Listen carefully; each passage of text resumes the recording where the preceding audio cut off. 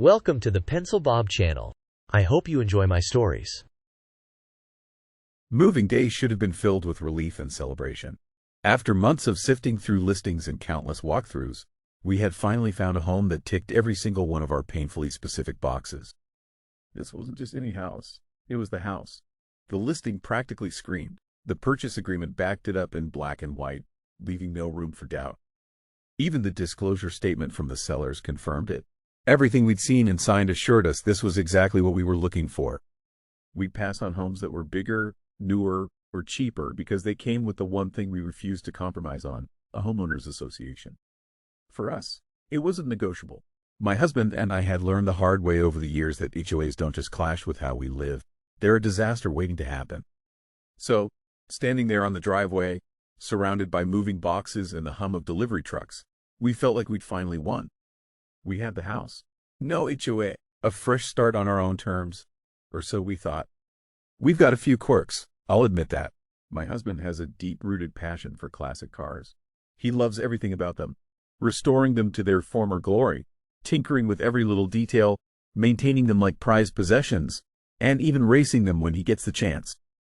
It's not some big operation or a side hustle. It's just his hobby, but it's one that takes up space. We're talking garage bays filled with tools, a car hauler tucked away for shows, and, yes, a driveway that sometimes ends up looking more like a vintage car exhibition than a residential street. I know it's not everyone's idea of picture-perfect suburban living, and that's fine. That's why we made it our mission to find a home with no HOA. The thought of someone telling us what we could or couldn't do on our own property, where we could park, how we landscaped, or even what kind of mailbox we used, was out of the question.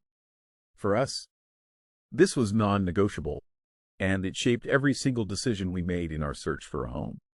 The house we landed on wasn't just ideal, it was a dream. 2 acres tucked into the woods, with no neighbors behind us and plenty of space to park our things out of sight. It was everything we'd been searching for. But then, just as we were starting to settle in, the cracks started to show, not in the house, but in everything we thought we'd understood about the neighborhood. The first sign that something might be off came from one of the neighbors. He was a middle-aged guy who strolled over while my husband was out in the driveway, elbows deep in one of his projects. At first, it seemed completely harmless, just a friendly chat. They exchanged a few pleasantries, shared some small talk, and the guy even seemed genuinely interested in the car my husband was working on. He asked a few questions, nothing unusual, and we figured he was just being neighborly. But then, almost like an afterthought, he casually brought up something we hadn't expected to hear, the HOA. It wasn't a complaint, not even a warning, just a casual mention, like it was the most normal thing in the world. My husband froze for a moment, the wrench in his hand suspended midair, and I could tell his mind was racing. HOA? That couldn't be right. I see you're settling in, he said, gesturing toward the Camaro. That's a nice ride. By the way, you might want to keep an eye on the driveway, though. The HOA can be real picky about stuff like that. My husband straightened up, wiping grease off his hands with a rag. The HOA, he asked, frowning. There's no HOA here. That's why we bought the place. The man tilted his head, giving a half smile like he knew something we didn't. Oh, there's definitely an HOA, he said, nodding toward the street. They've been around forever. They don't do much, but every now and then, they'll get on people about cars, grass, trailers, the usual stuff. That's not what we were told, my husband replied, his tone sharper now. We went over every document before buying. No HOA. That was non-negotiable. The man gave a casual shrug. I'm just saying what I know. Maybe it's not active or whatever, but they've been known to send out letters. Just watch your step. He pointed toward the Camaro again. They love to gripe about stuff like that being in the driveway too long. Not saying it's fair, but that's how they are. My husband stayed quiet for a moment, the rag twisting in his hands. Well, if they want to send us a letter, they can take it up with the lawyer who told us this neighborhood didn't have an HOA. The man laughed, but it was the kind of laugh that sounded more like pity than humor. Good luck with that. They don't exactly like being told they're wrong. And with that, he gave a quick wave and wandered back to his yard, leaving us both standing there wondering what kind of mess we just walked into. My husband came inside, and his expression said it all. Apparently, there's an HOA, he told me flatly. I laughed, thinking he was joking. No, there's not, I said. It's in the paperwork. There's no HOA. That's what I thought, he said, shaking his head. But the guy next door seems to think otherwise. At first, I chalked it up to the neighbor being mistaken. Maybe he'd lived here so long that he didn't realize the HOA had been dissolved. That had to be it, right? But then another neighbor stopped by a couple of days later while we were unpacking boxes. She'd mowed part of our front lawn, without asking, mind you, and said she'd done it because she didn't want the HOA leaving a fine on our door. By that point, I felt like my head was spinning. This wasn't just one neighbor being misinformed. This was two people, independently, referencing an HOA that wasn't supposed to exist. I marched straight to our closing documents, flipping through every page, every line. The words, "No HOA," jumped out at me over and over again, almost mocking me. It was there in black and white. How could these neighbors be saying otherwise? It wasn't long before the paranoia set in. Every friendly wave from a neighbor started to feel like judgment. Every casual comment about the yard or the driveway carried the weight of an accusation. Were they just waiting for us to slip up? Was someone going to leave one of those infamously passive-aggressive notes on our door, citing some obscure rule we'd never agreed to? The worst part was the uncertainty. We couldn't even figure out if this phantom HOA was real. There'd been no dues, no welcome packet, no list of rules shoved into our mailbox. Nothing that officially tied us to any association.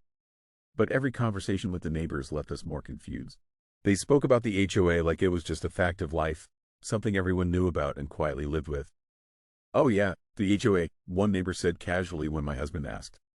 "They don't bother you much unless you really push it." Another chimed in a few days later. "They'll only send something if someone complains." Complaints about what, though? No one seemed to know. Every answer felt vague, like they were talking about some shadowy figure lurking just out of reach.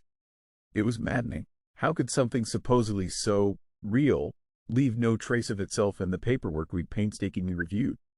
And then came the online comments. I'd made the mistake of posting about the situation in a neighborhood Facebook group, hoping someone could clarify things. Big mistake. The post blew up almost immediately, with people chiming in to offer opinions I never asked for. It started out harmless enough, just a simple question about the HOA and whether anyone knew anything official. But before I knew it, the comment section was flooded with advice, some helpful, most not. "You should have done your research before buying," one person wrote, clearly assuming I was just another clueless new homeowner. "We've always had an HOA around here," another posted, followed by a string of frustrated emojis. A few people tried to be supportive, but the majority seemed eager to pile on. "HOA rules are a pain in the ass. You're going to regret it," someone warned. "Better get used to it, or sell now before they hit you with fines." It was like opening Pandora's box. Every single person had something to say, but no one actually seemed to know anything concrete.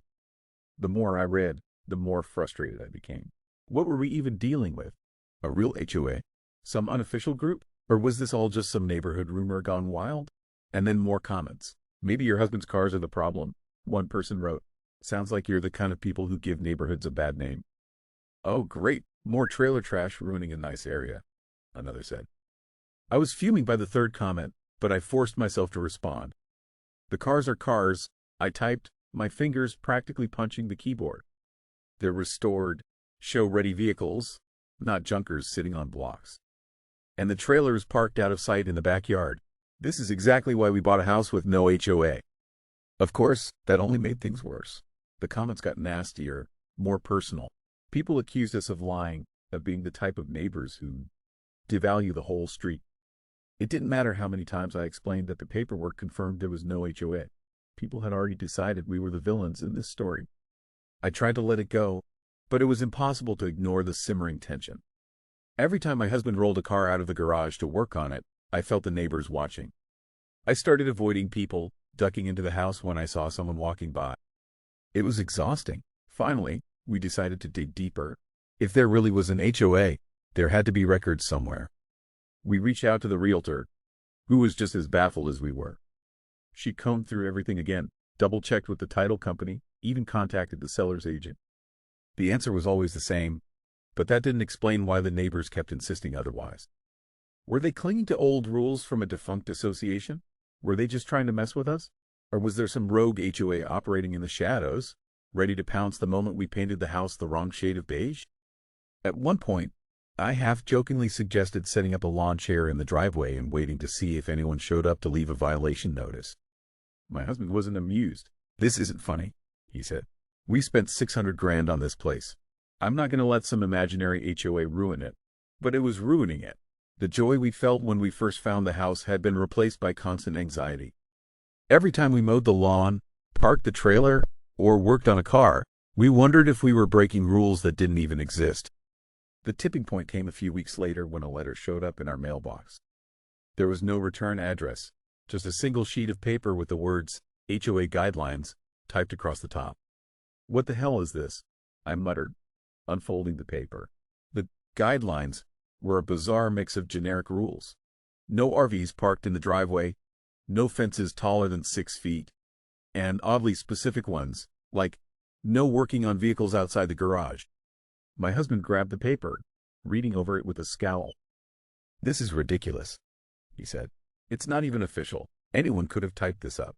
But the damage was done. Whether the letter was real or a prank, it confirmed what we've been feeling all along. We weren't welcome here. And yet, leaving wasn't an option. We'd sunk everything into this house, trusting that we'd done our due diligence. The thought of selling and starting over was unbearable. So now we're stuck in limbo, constantly looking over our shoulders, waiting for the next shoe to drop. Some days, I think about going door to door, asking the neighbors point blank if they're behind this supposed HOA. Other days, I just want to put up a 6-foot-tall neon sign in the yard that says, "There is no HOA." But for now, we're just trying to live our lives, one uneasy day at a time. This is the only correct answer. Edit. Here's the definition of deed versus title. The deed and title of a home are closely related, but have important differences. When you own a home, the deed is the physical document that proves ownership. The title is the concept of legal ownership that the deed grants you. Source: Experian. Deed restrictions are attached to the title of a property. I think several of us are saying the same thing, but maybe using interchangeable vocabulary. Double this. I had a nosy neighbor years ago who kept bringing up the HOA, sometimes in response to things he disagreed with on my property, sometimes with other people's property, sometimes with the neighborhood kids. I would always ask about this HOA. It was a small town, and myself, and anyone I asked, didn't pay any fees. He claimed it was baked into the taxes at the municipality. So one day I was in the office applying for a permit and I asked about this. The clerk in the office laughed and said, "Which old fart told you about the HOA?" Apparently it had been a very short-lived thing 40 years prior, and was never a part of the municipality, and when it died in the neighborhood, it died. The 3 old guys in town clinging to its rules were just trying to control the young population, ruining their town. This is not correct. Deeds often generically mention that title is also subject to easements and other restrictions of record without any specific citations to those other instruments. And then separately there is a recorded declaration, or CCR, that lists the property's legal description or reference a plat map and binds all properties on the map to the restrictions.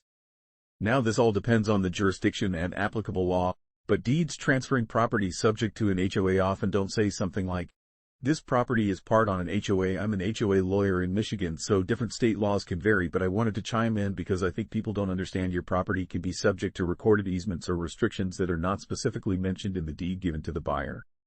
But a proper title search would find them, because if you search by legal description, a good title company will find these things.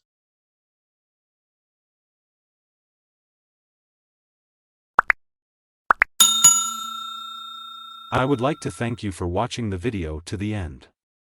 To encourage us to make more videos, please like, subscribe, comment, as well as share. Check out this other video if you haven't already.